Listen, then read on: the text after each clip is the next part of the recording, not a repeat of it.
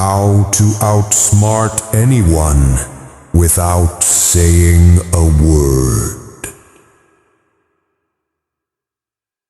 Have you ever walked out of a conversation knowing you spoke your truth, yet somehow felt like you lost? That knot in your throat, that heavy silence after they mocked, interrupted, or drowned you out with arrogance disguised as confidence. And maybe, just maybe, you believed your silence was weakness, that not defending yourself meant surrender, that not reacting meant defeat.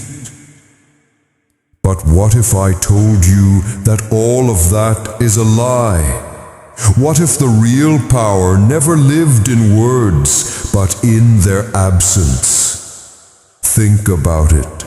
The louder someone talks, the more they reveal.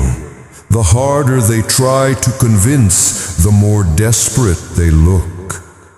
We've been trained to believe life is a battlefield of arguments, that we must defend every idea as if silence equals loss. But nature and some of history's most dangerous thinkers taught something different. Silence isn't emptiness, it's presence. A presence that destabilizes, unsettles, and forces others to face themselves. This message is for you, the one who feels ignored, overshadowed, underestimated, the one who walks away from conversations unheard, dismissed, or treated as the easy target. You've confused your silence with submission, but silence wielded with intent is not weakness, it's a weapon. And once you understand how to use it, you'll realize the real victory doesn't come from winning an argument, but from never needing to enter one. So why do we feel the need to respond, to fight back, to justify?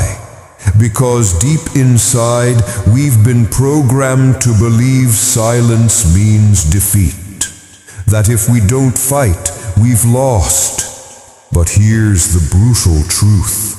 That impulse comes from ego, a fragile ego that can't stand disagreement, that mistakes criticism for attack, that turns every conversation into war.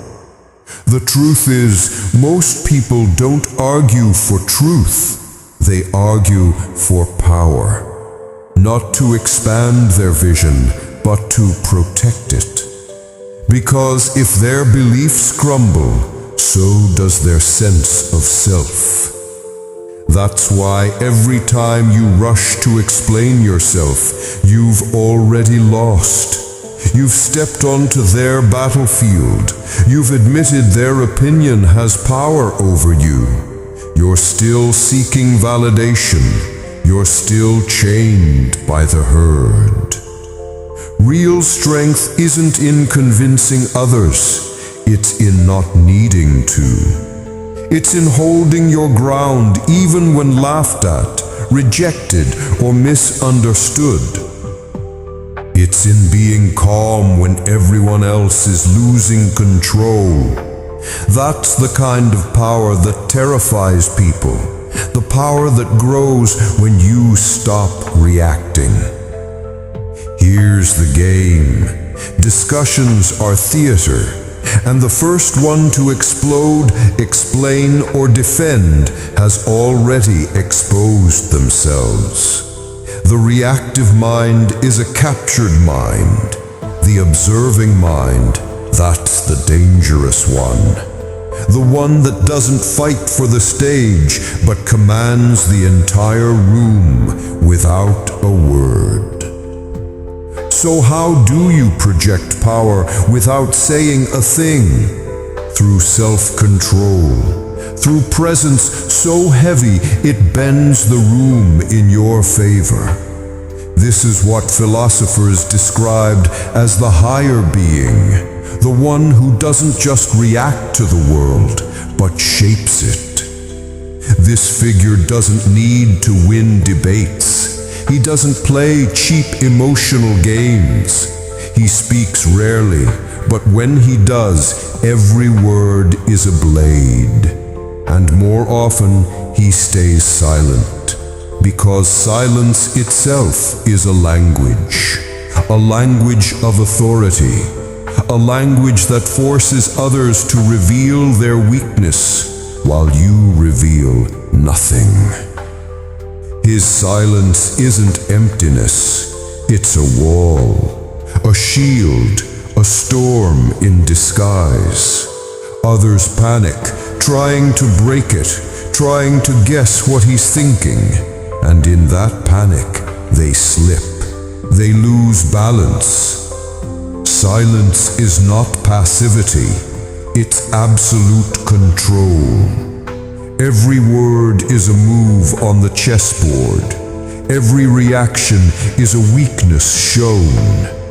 That's why true strength often looks like stillness, not because there's nothing to say, but because nothing needs to be said.